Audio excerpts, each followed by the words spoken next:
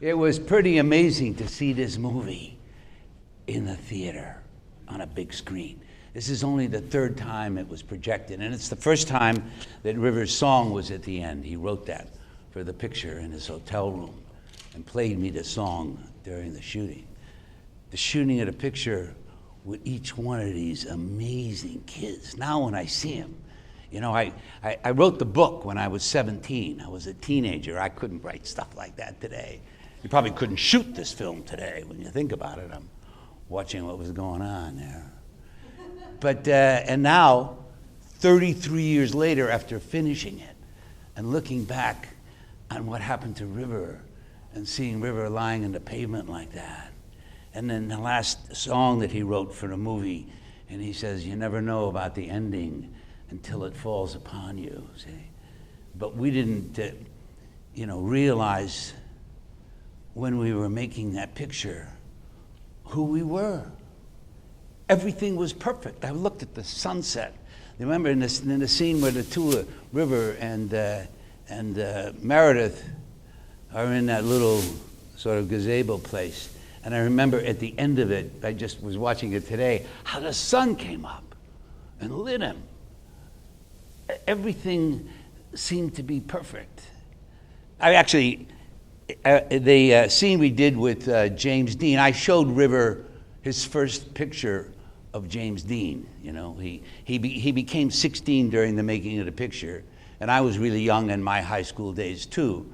The movie is not all Bill Richert. I was different than that, but a lot of it was Bill Richert, and I just realized it's amazing I've made it this far because I haven't changed that much. But I was thinking everything during the making of that movie seemed perfect. The alignment of it all came true. River working, he was there all during the filming. I mean, he would help people at the end of the shoot put equipment away. He did that on his last movie too. I was watching his performance again because it's different when you see it on a screen like this. It doesn't look the same in a DVD. It doesn't feel the same. That's why theaters are so important. And that's why it's important to see it every once in a while. I may not have to wait another 33 years. But we had a screening of this picture with a beautiful audience when we first finished it. And it was so successful. A man came up to me afterward and he says, this is going to help me with my son. And I never thought of it as something, it's a sort of a self-help picture. But the intensity that he had, and it was so successful that 20th Century Fox picked it up. Ben Island sold it to 20th Century Fox, and the next thing I know, they're taking out the score because Leonard Goldberg, who was the head of the studio, saw it at home. He produced Charlie's Angels, and he said, it's a downer. He said, a kid almost gets killed in this picture. And I said to somebody who talked to him, yeah, but he doesn't get killed in this picture. And he survives, And it's that survival quality that River found in every scene, because I'm watching again the scene where he's lying in bed for his mother, for example, and he's talking to. I remember when River said, "How does this look?" I said, "What?" He said, "If I just say this dialogue under the sheet." I said, "It looks fantastic," and it was, and so the inspiration that was in myself and all these kids was so beautiful, and then Fox got it, and it was going to be, I remember we had a conversation, somebody said it on, how much do you think this picture is going to make? And I said, well, it could make $10 million. Well, it cost $1.5 million or $2.5 million. And they said, oh no, River, because the irony is River Phoenix became a star during the making of our picture, which he wasn't when we started. Nobody knew who he was, actually, when I went back to I met River after a lunch that I had, and I went back to the office where we had been casting 18-year-olds for the picture, but they all looked like, they were so professional, all these actors at 18 in Hollywood, and I couldn't find what I was looking for, because of what I wanted to find was somebody that had intense feelings, so you could look into the youth of the person. A lot of times you see these movies with teenage kids, they're older people, but the youth isn't really there. And so I came back from lunch and somebody said that, there's an actor, you can meet him, is River Phoenix. Sally says he's 25. I said, why is he 20? She said, I don't know how old he is, but you'll meet him. And he's got another movie he just did. And I said, okay. So I came back. Our office was at 9000 Sunset Boulevard. And it had a view of, at Island Pictures, of the whole city. And I came back and the secretary said, pointed, and he's here, your appointment's here. I said, okay. And I looked over, and sitting next to a potted plant by this window overlooking LA was a figure, brilliantly lit from behind. As I walked in the office, and he stood up and came towards me, he had a light all around him. He had a light, and I said, you're a star. He said, what? I said, you're going to be amazing in this movie. He said, well, Mr. Richert, how do you know? I said, I just can see it. Here you are. He said, well, I haven't read it or anything. I said, oh, you want to read it? And he said, yeah, well, I'd like to. And I said, sure, come on in. So we sat down and we read a little scene, and I said, that's it. You see what I mean? And that's how he got cast, just like that. And the other story, I think I'll tell another casting story, because a similar thing happened differently, but with Matthew Perry. I used to have breakfast at the L'Express on Ventura Boulevard in the Valley in LA.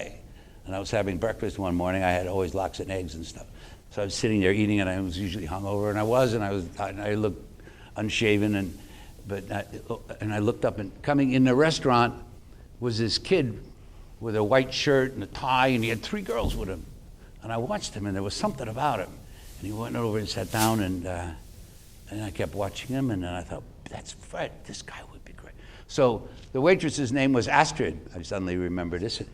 And I said, Astrid, I'm gonna write my number down and Island Pictures, and when I leave, I want you to give that. I said, there's a movie star over there. She said, where? I said, that kid. She said, who is it? I said, I don't know, but I want you to give him my number when I leave, and he should call Island Pictures, and there's a part for him in a movie. She said, really? I said, yeah, but I'm not going to give this kid my telephone number right now. I said, this looks silly, so just do that. And he came into the office, and what he said to the casting director, is this going to be shot in the back of a van? And she said, no. But that aspect of this picture all seemed magical up until the day that we ascended into 20th Century Fox. And it turned out they wanted to rescore the movie. And I have never actually watched the whole Fox version, but it ended with, it opens up with just because you're a young man now, you got to shop around. And it ends with, I used to lie, I used to cheat. I used to lie, I used to cheat, and now I do the hoochie too, which is a very different thing from what you heard River wrote for the movie. So that quality was all missing, you see.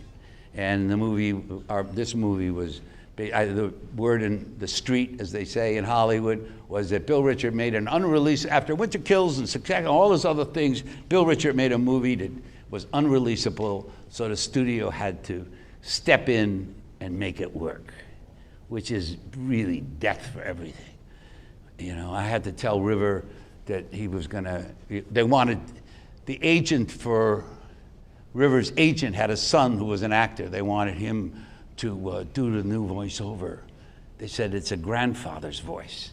I said, even if it was grandfather, it's better to have this voice looking back, because if you have a kid talking about himself the whole time, it looks like he's bragging about getting laid and everything, and that's not what's happening here.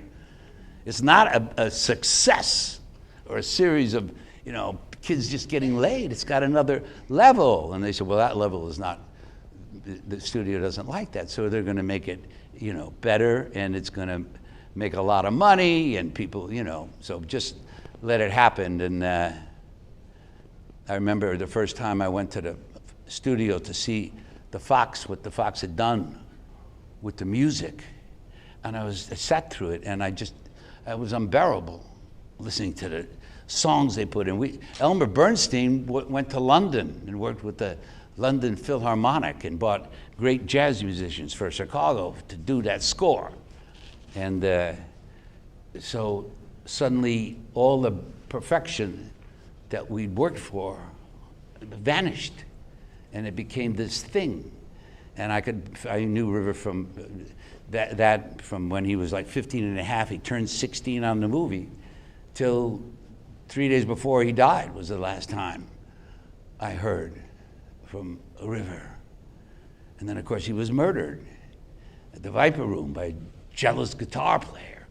Gave him a little drink. Samantha Mathis was an actress he was working with. They came to my house one day. I mean, when I think about the way River was, he brought Samantha to meet me, and they sang songs from the movies. We spent a whole afternoon there and talked about things. And I said to River, but one day, again, we're going to release our movies, and Goldberg's over there, and Goldberg is the name of the can, and Leonard Goldberg was the name of the studio. And I said, it's like the Man in the Iron Mask. And he said, what? What's that? I said, the Three Musketeers, the Man in the Iron Mask. He said, the Three Musketeers. River had vast areas of things he didn't know about because he had such an itinerant education, So at that moment I said, well, we'll do this movie. I'll write this script. And so I started, and I wrote the Man in the Iron Mask, a version of it for River. Of course, then River was killed, and we never got to do that. And this movie, all these years, has been locked away. And this is actually the first screen. It was shown at Lincoln Center in 2011. I don't know the exact date. But it's kind of interesting, without technology, digital and all that, and what you can do with Final Cut Pro, it would be completely gone. And River and I never talked about it that much after Fox bought it. And one of the things that happened with that was that his mother, at a meeting, was called to a meeting with his mother and his father. And his mother says, you can't do this. This is not the picture that River intended to make. I said, but we've made it every day. He was there. He was in the editing room, Harlan. She said, no. He's got a whole fan base that is not going to like this picture. I said, it's not made for the people, for his fan base. It's made for a whole. As a child, I wrote it for adults. The book got compared to Hemingway, by the way, and James Joyce and Kingsley Amis. I said this was all. Everything in this movie was in the script, for which you got paid a lot of money. She said, well, River's not going to promote it. So River's not going to promote it. So now I have a movie star who's not going to. Anyway, this was part of what led to, and his mother has covered up how he was killed. I don't want to go into it. I wasn't really going to talk about the death of River Phoenix in the Viper Room. I want to concentrate in a way, because he gave himself to this picture.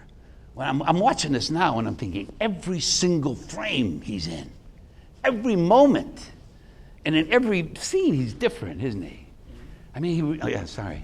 No. I was just going to ask you, in the experience of making this film, and you had the chance to work with him on My Own Private Idaho, what was your experience? What made River so special as an actor? His soul. You can see his inner self. Most people, everybody's a little protected in the way we deal with each other, and the way, even actors give it this, but with River, you just could see right inside. I mean, you could look at him and see right inside. He had an eye that went a little bit this way.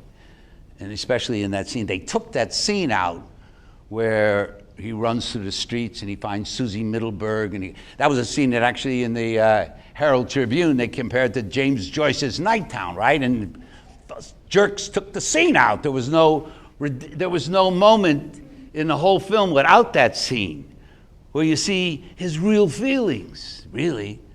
And he said, you're really scared, aren't you? And he sees her, see.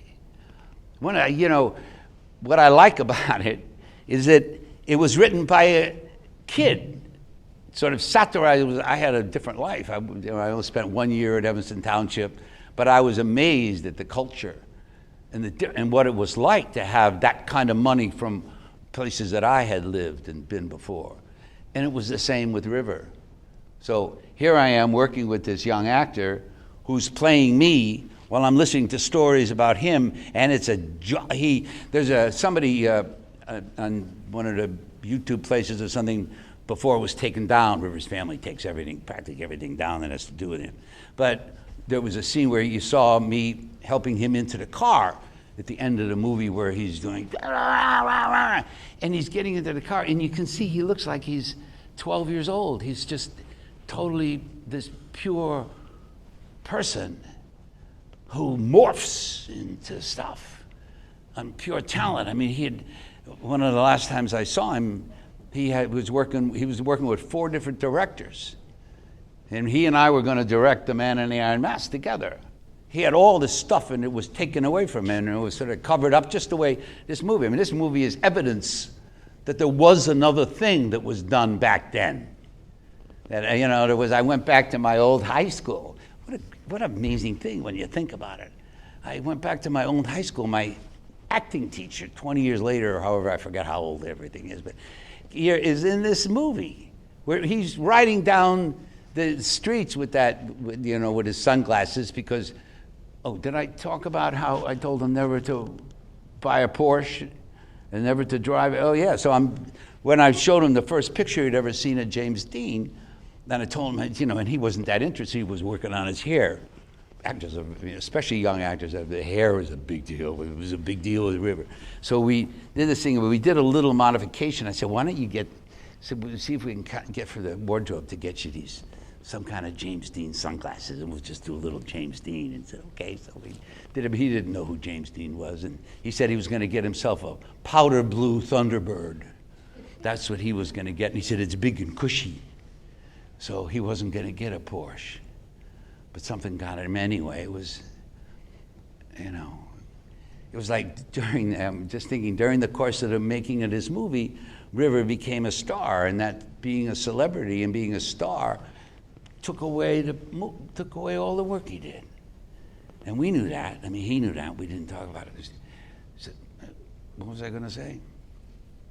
Well, actually, I wanted to give the audience an opportunity to ask a couple of questions. Sure. We have probably about 10 minutes, but if anyone has questions for Bill, this is a good opportunity. Matthew Perry, he seems so strong in this movie. Did he have any kind of background when you found him? I mean, he wasn't an actor, right? What? Did I know he was an actor? Matthew Perry? Yeah. He's so strong in this movie compared to anything else I've ever seen him. Do you have any recollections of when he came into the film? I'm sorry, I didn't know that. Oh, he's asking about the performance of Matthew Perry, and if you knew that he was an actor beforehand. No, I often cast actors I didn't know before. Actually, I cast Jeff Goldblum in Law and Disorder when he was a cab driver. I cast him as a cab driver, but I forget how I met him, but then he became a big star. Johnny Galecki was given the massage in the back, and this was no, I didn't know he was an actor, but I knew he was an actor somehow. I just could tell. You can tell about people. And I thought he was fantastic. He was, but it's so different than anything else he's been in. Yeah, so's River, and so's Ione Skye, and Matthew Perrin, Solinger. They were I'm watching it tonight because I get to watch it for the first time in years. And I'm thinking, wow, every one of those characters, Luann with Dumpty Dum, Susie Middleburg, and just the way she did that was her. That was a performance. There was nothing slick about that. It erupted out of them. They felt it. They became it. That was so extraordinary. And watching that, my age, see, they're all kids. And so I'm watching them like a semi kind of father and the director and the lover of what they're doing. It was so beautiful and pure, really. Even though there's a lot of stuff that people may not think is so pure in there. You have another question? Yes. What next?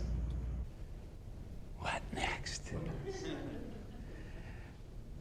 Well, actually, I'm working on a script called What Generals Do at Night, which is about a military takeover of an Air Force base in Pennsylvania by people that want to unseat the president, and they decide that they will redirect the missiles at their base toward major American cities and force the president out of office because they say he's a traitor to the country. And but it's a very different kind of movie. It's nothing like Jimmy Reardon. Another question? When you did, this movie came before My Own Private Idaho? Oh, this was years before My Own Private Idaho. And did you have both of you being in My Own Private Idaho, did you help get him cast in that, or? No, River got me to act in My Own Private Idaho. He sent me the script. The first time he sent me the script, I remember reading it, and he called me, and I was with a young girl, and we were a woman, and we were in the fireplace, and I was reading it because I was reading it to her, and then it describes this character, and River calls and says, she says, "Is that what he thinks of you about this part? This fat man walking down the street, you know, gay guy?" So River called me. I said, "River, is this what you think about me?" He said, No, Bill, no. It's the energy," which is just what I told him, you see, about this movie. It was the energy that I want to see. And I said, "No, I'm not going to do that." Then the next time he shows up at my house, because River did stuff like this, he's on his way over, and he said, "Bill, we got a new version of the screenplay." I said, "River, I don't want to do it. I'm not."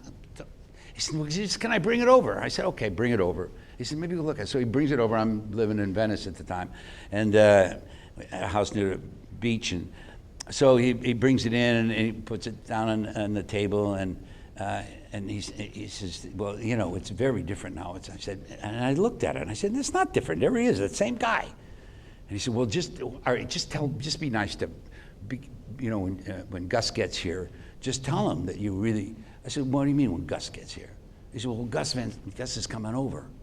I said, "Why is he coming?" He says, "Well, I was going to be in Venice, and I thought we could meet here." I said, "River, you can't bring people like that together. I know what you're trying to do, but you don't invite a director over to next thing you know, there's a knock on the door." And I'm saying, "River, we're adults. You don't do this to an adult like that." And then I'm saying, "Hi, Gus," and being nice, you know, and I decided to roll a joint because nobody's going to, you know, he's not going to hire me. I'm going to be smoking a joint. So River says, River says, "Well, maybe Gus and I want to read. Can we read the script?" I said, "You want to read the script right now?" He says, "Yeah." So there's a table out in my little porch. So they went out, and there's Gus Van Sant and River reading the screenplay from the first start. I'm thinking, this is really tricky. I know there's a Sufi tale about this. So then I walked out. So finally I said, "Okay," it gets to my point, and he's reading Bob Pigeon, and he's really doing it not well. So I said, "All right, I'll read it." So, but then still I didn't. So at the end of it, I said, "Thanks for coming over," you know. And then I got married. And then months pass, and I'm in the same living room, and I get a call, and it's River, and he says, "Hi, Bill." He says, he said, "I got to talk to you. It's really important." I said, "Okay, sure." He says, "We want you to come up and play Bob Pigeon in our movie." I said, "River, what are you talking about? You're shooting the movie. I'm not going to do that. I told you that." He said, "No, but Bill, we don't have an actor." I said, "What happened to the actor?" He says, "Well, we fired the actor." And kind of says, "Hey, dude." I said, "You fired the actor?" And Keanu says, "Yeah." I said, "You did?" He says, "Yeah." And River says, "And so if you don't," I said, we're not going to be able to shoot." So I said, "Oh, okay. All right." So I went, and Gus Van Sant picked me up at the airport, and that's how I played Bob Pigeon. Because River did stuff like that. He was he was a very, very amazing being, you know. And we were always going to one day maybe get this out so it could be seen in what we made together. And tonight did that, and it's a very good thing. And I'm thankful to this theater and Dan and to Greg and to all of you for coming.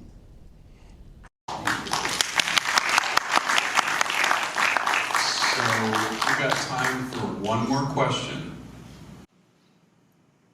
A few years ago, like 3 or 4, the movie that River Phoenix was shooting when he died, Dark Blood, was quote-unquote completed by the director, and and start shopping that around festivals. Have you seen that, or do you have any opinions on that? No, I haven't seen it. I talked to River during the time that he was making that picture, and he was very upset because he felt he was being manipulated into making movies to make money for his family, and then he went off to shoot the picture, and it didn't speak to him till he just got back into town about 3 days before that Halloween. See, I had a hard time watching him act in other. I really didn't look much at River after that. You know, after he died, it was really hard for me to watch, to even read about him. It just was very painful because there was something so wrong about it, and there was something, you know, and River was defenseless, and he didn't have anybody really speaking for him. His brother should have helped him finish the movie. My opinion, when I read it, his brother, Joaquin, wasn't going to do the voiceover. And then I read it, his ex-babysitter, who ends up working with the Chili Peppers, is trying to take River's movie out of the Miami Film Festival. I got really furious. And that's when I joined Facebook, and I wrote, the first thing I wrote was, "Fie on the Phoenix family, who did this to him, covered up how he died so people think he's a junkie." And it was nothing like that. So, you know, I'm not actually a film aficionado. I don't see every movie. I see, you know, I make them and then I live and, you know, other things. But my feeling about that movie was that was just another wrong thing that happened to him, which was illustrating what his family did, not only like misleading the medics because you can see I'm a little angry about that still. But Dark Blood, actually I just flashed on John Huston's last movie was The Dead. And Dark Blood is about, I guess, you know, maybe Dark Blood. I know he suffered on that movie now. He was an artist, and he made, and because of who he was and because of his childhood, he often got involved with the wrong people because he was raised somehow, you might say, by the wrong people. So I think he tended to believe things that weren't true of people who were misleading him, because that's what innocence does. And he was really always an innocent, no matter what. There's this thing, D.H. Lawrence, about water. It goes from steam to stream to ice without losing its head. And River went to all these stages, and he trusted this guide, and he took that. So that's what happened to River, and how that happened. Oh, the only line, he made 2 lines. I just remembered the other one. The first one was when Luann walks with him to say, and she says, "Coming with me," or whatever it was. And the line in the script, which was the line in the book, was, "Oh, I drive much better when I'm drunk." And River said, "I'm not going to say that. You don't mind if I don't say that, because I don't want to encourage that." I said, "Well, really, and neither do I, so we'll change that." And the other one was, "I think that everything happens for a reason." And I remember coming to the set that day when he was going to do that scene with Ann Magnuson, and their relationship was really just like the way she laughed at the end when he laughed and just giggled about it. The two of them it was just adorable to watch them dealing with, you know, the difference in age, and the sexuality of it was not an issue. It was all affection. And so. All right. Let's hear it for Bill Wright.